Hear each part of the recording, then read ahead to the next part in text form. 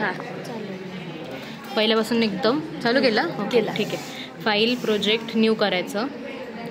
Next म्हणायचं. इथे नाव द्यायचं आपलं सपोज कीपॅड.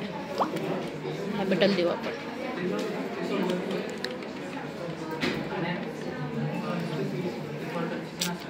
ऑलरेडी ओपन आहे कीपॅड न्यू देऊ.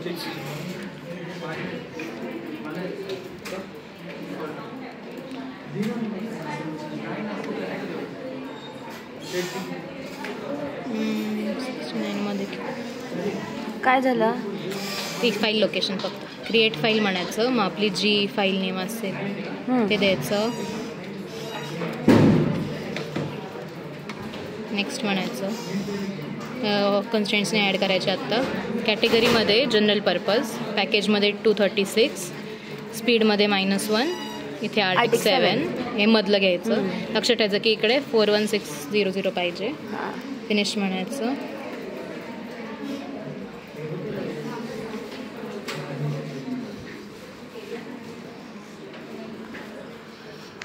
ओके. ते तो म्हणतो पहिले की तुम्हाला इनपुट आउटपुट पोर्ट्स डिफाईन करायचे आहेत का इकडे आहेत. पण आपण कसं करतो जेव्हा इकडे कोडमध्ये लिहितो ना तेव्हा तो ऑटोमॅटिकली घेतो बिहेवियरल सिम्युलेशनमध्ये. म्हणून इथे मॅन्युअली ॲड नाही करायचं असं. ठीक आहे.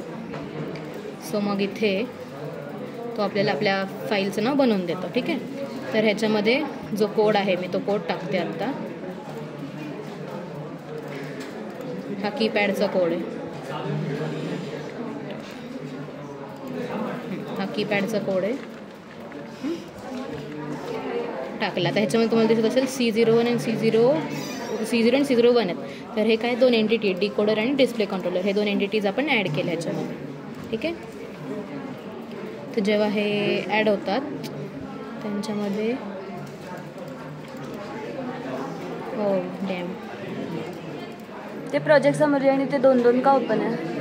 ते असंच आहे टाईमपास.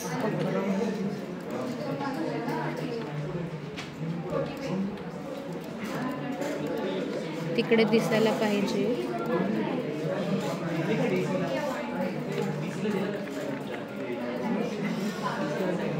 ते अपडेट कर ना. रिफ्रेश करू. तिथे होतं ना? नाही ते आपोआप होतं. आपोआप होतं. हे काय केलं?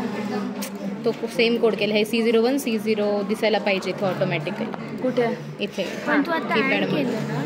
हां मग मॅन्युअली तसं मॅन्युअली ॲड नाही केलं. ते दिसायला पाहिजे. आपण ही फाईल कंट्रोल एस अपडेटिंग आता झालं. ठीक आहे. तर आता हे जे आहे काय केलं तू फाईलमध्ये? कंट्रोल एस केलं मी. फक्त सेव्ह केली फाईल. ठीक आहे. तर हे जे 2 आहेत ते हे आपले 2 कंपोनंट्स आहेत. Component 1 component 2. तर ह्याच्यामध्ये आपल्याला फक्त ॲड सोर्स करायचं आहे. आता हे कसं असतं की हे जे नाव आहे जे कंपोनंटचं नाव आहे तसं सेम आपल्या एंटिटीचं नाव पाहिजे. मग अशी मी नाव वेगळं देत होते एंटिटीचं म्हणून फक्त ग्लोच आउट होतं. सो मग डिकोडर ओके फिनिश. ओके. आता डिकोडरचा आपल्याला परत कोड लिहायचा. जो डिकोडरचा आपला असेल VHDL कोड तोही लिहायचा. डिकोडर ओपन करायचं. सेव्ह करायचं. आता सेम फॉर डिस्प्ले कंट्रोलर करायचं. Add sources design sources. Next create file. आता बघा इकडे नाव काय त्याचं display controller without no spaces and the DNC is capital. Okay. Create file finish. Add नाही करायचे कोणतेच आत्ता पोर्ट्स. आता हे आपल्याला परत डिस्प्ले कंट्रोलर वेगळा ओपन आहे. डिस्प्ले कंट्रोलरमध्ये त्याचा कोड टाकायचा. सेव्ह करायचं. त्याचे सिम्युलेशन सोर्सेस ऑटोमॅटिकली घेतो तो. कीपॅडमध्ये आपले 2 कंपोनंट्स आहेत. कन्स्ट्रेंट्समध्ये आहेत. आता रन सिम्युलेशन म्हणायचं. तुमच्याकडे विवाडो आहे का? तुझ्याकडे आहे का? हो. आम्ही सरांकडून घेणार होतो. नका घेऊ. लायसन्स माझ्याकडे क्रॅक्ड आहे ॲक्च्युली. 2 अंक बी. किती GBचं? जास्त नाही आहे. कोणतरी म्हटलं हा विवाडो 32 GBचा आहे. हो 32 GB आहे हा. हे राठोड सरांकडे जो आहे तो 32 GB आहे. 181 GB नाही MB नाही हाताने ठेवलंय का 181 GB? GB खूप मोठं असेल, 181 नाही असू शकत. कोणतरी आता आपल्याला काय लागतं, XDC फाईल लागते ना ह्याच्यामध्ये लावायला. XDC फाईल लागते आणि वेफॉर्म लागतं. वेफॉर्म ॲक्च्युली याच्यामध्ये नाही लागत आहे, काय काय ह्याच्यामध्ये वेफॉर्म्स लागते. पण आपल्याला तर वेफॉर्म केव्हा मिळते आपल्याला, जेव्हा आपण रन इम्प्लिमेंटेशन करतो तेव्हा इथे एक हे बघा निघालं अनटायटल्ड 3. दिस इज द वेफॉर्म. आता आपण काही वेफॉर्मचं काम नाही करते म्हणून नाही काही गरज. तर जनरेट बिट स्ट्रीममध्ये ते असतं, तुम्हाला आठवत असेल तर आपण ह्याच्यावरचे असाईन करतो पिन्स है ना. तर जनरेट बिट स्ट्रीम म्हणायचं.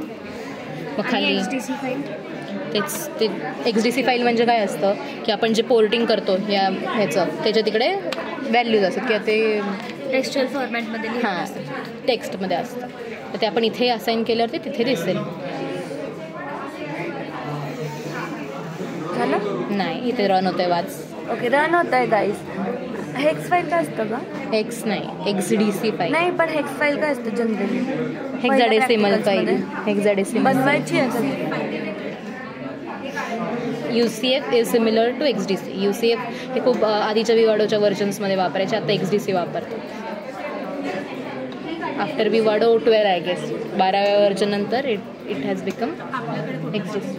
आत्ता आपल्याकडे XDC. जे आता UCF म्हणतील तेव्हा म्हणायचं की बघा XDC file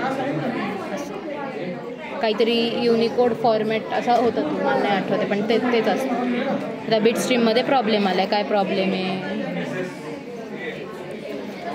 right bitstream. ह्याला पॉज कर. हो मला ते ह्याच्याप्रमाणे सांगायचं आहे. व्हिडिओमध्ये काय मिस झालं का? नाही रे बाळा, काहीच नाही केलं त्यात. हां हे UCF फाईल दिली होती. तिथे काय चेंज करायच्या आधी मला सांगा. इम्प्लिमेंटेशन केलं आणि मग मी इनपुट आउटपुट पोर्ट्स दिले होते, कारण की हे बघ इकडे आपलं हे असतं ना LVMOS 33 द्यायचा असतो आपल्याला सगळ्यांना. फॉर आर बेसिस कोण आहे आपलं 3 बेसिस 3 बोर्डसाठी LVMOS 33. सो आता इथे बघा प्रत्येक ह्याच्यासाठी पोर्ट दिलं आहे ना. इथे कुठे आहे बा हे मॅमनी UCF फाईल दिली होती. XDC file. This is XDC file आहे रे. सेगमेंट 012 हे बघ इथे पोर्ट्स लावायचे. सेगमेंट 0ला काय आहे? सेगमेंट 0 दिसतंय का इकडे? सेगमेंट 0ला पिन W7 आहे. सो मग पिन W7 सांगू का? हां W6. इथे आपण सेगमेंट 0 1 2 3 4च्या पिन्स बघतो ज्या आपण इथे टाकतो. U8 मग V8 मग U5 V5 U7 पण मग तिथे ठेवलेला नाही. बघू मला हे बघ N N0 पासून सांग मला. N0 पासून काय? U2 एक minute. U2 U4 U4 V4 V4 W4 W4 okay. आणि J0 पासून सांग काय? J1 J0 बघ हे बघ हो J1 येतात. J0ला J1 अच्छा J1 L2 J2 अजून G2 H1 K2 H2 G3 W5 कुठून आलं एवढं? 0 to 7च आहे. W5 इज बेटा क्लॉक आहे. ती ऑलरेडी सेट असते आपल्या याच्यामध्ये पण नाही आहे. मग तू आता सगळे सेगला दिले का? काय पोर्ट नाही. हे बघ आपले टोटल 3 पोर्ट्स आहेत इथे. ठीक आहे. Scalar port is the clock. सेगमेंटमध्ये होते इतके ज्यांना मी सगळ्यांना दिले 0 to 7. ओके. JA म्हणजे की आपला कीपॅड जिकडे इंटरफेस असेल तो 0 to 7. आणि हे ॲनोड आहे म्हणजे की आपले डिस्प्ले ओके. वरती काय असतील. सो मग आता मी जनरेट बीट स्ट्रीम करतो. जो आपल्याला मगाशी एरर येत होता तो आता नाही यायला पाहिजे.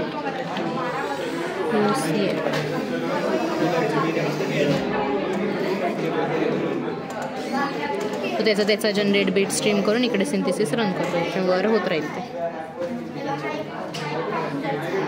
आता काय करतो आपण? आता आपण जनरेट बीट स्ट्रीम करून इथे बघणार. इथे मी 0 दाबल्यावर इथे 0 यायला पाहिजे. इथे 5 दाबल्यावर 5 यायला पाहिजे. याला टेस्ट बेंच नाही आहे? नाही. आता हे बघा इथे तुम्हाला दिसत असेल JB, JC, J इथे XADC, JA. ठीक आहे. तर आपण जे पोर्ट्स केले ना इकडे जे होतं हे JA इकडे लावायचं. म्हणजे हे जे इंटरफेसिंग आहे कीपॅडचं ते दिसते का JA. हां. JA, JB, JC आणि JADC. सो JA ला लावायचं आपल्याला. म्हणजे आपण ज्या करू हे बघ. हां. 1 2 4 ऑलरेडी होतं वाटतं याच्यामध्ये. ते लोड कसं केलं आणि कोड त्याच्यात तेच दाखवतो.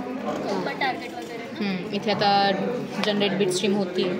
ह्याच्यामध्ये ऑलरेडी कोड डम्प्ड होता म्हणून इथे आउटपुट दिसतं. म्हणजे मीच मगाशी केलेला तो दिसला नव्हता फक्त मला.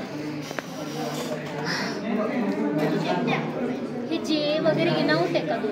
हो, कारण की आपण हा इकडून इनपुट घेतोय ना. हा जो पोर्ट आहे तो इथून इनपुट घेतो, इथे दाखवतोय आणि परत इथून दाखवतोय आपल्याला की इनआउट म्हणजे कसं असतं की तुम्ही फक्त इनपुट न देता आउटपुट पण घेतो ह्याच्यामधून. तर मग आपण ह्याच्यामधून बघू शकतो की 7 सेगमेंट डिस्प्लेमध्ये सपोज जर मी 0 दाबला तर इकडचा इन ह्याला आहे आणि इकडचा आउट. आता सपोज इकडे नाही आहे गेस इकडे ह्याला आहे. तर you can change the modes in this. हाव. इकडे एक प्रोग्राम मोड आहे हे बघ. Red button. हा रेड बटन. हां. पण तिकडे आहे की तुम्ही करू शकता. सो मग जनरेट बीट स्ट्रीम झाल्यावर ओके म्हणायचं. Open hardware manager. हार्डवेअर मॅनेजरमध्ये ते ऑलरेडी प्लग्ड इन असायला पाहिजे. ऑलरेडी प्लग्ड इन असायला पाहिजे. हां. तो कनेक्ट म्हणायचं. ओपन टार्गेटमध्ये प्रोग्राम डिव्हाइस म्हणायचं. मग आपली बीट स्ट्रीमची जी असेल, आता इथे माझी बीट स्ट्रीम ऑलरेडी आहे या नावाची. नसली तर ब्राउज करायची. ओके. आणि मग प्रोग्राम म्हणायचं. आता प्रोग्राम म्हटल्यावर तिथे असायला पाहिजे. 1 दाबल्यावर 1, 0 दाबल्यावर 0, 2 दाबल्यावर 2, 4, 8, 9, 10, 12, 0, 3, 2004 is my birth date. We are done guys. Done. बंद करू का? नाही मोडचं सांग. दे आपल्याला एवढी गरज नाही पडत. इकडे प्रोग्राम मोड नाही फरक पडत. एक्स्ट्रा माहिती आहे तुला. This is the person. Thanks a lot. जे आपण नंबर आपण टाईप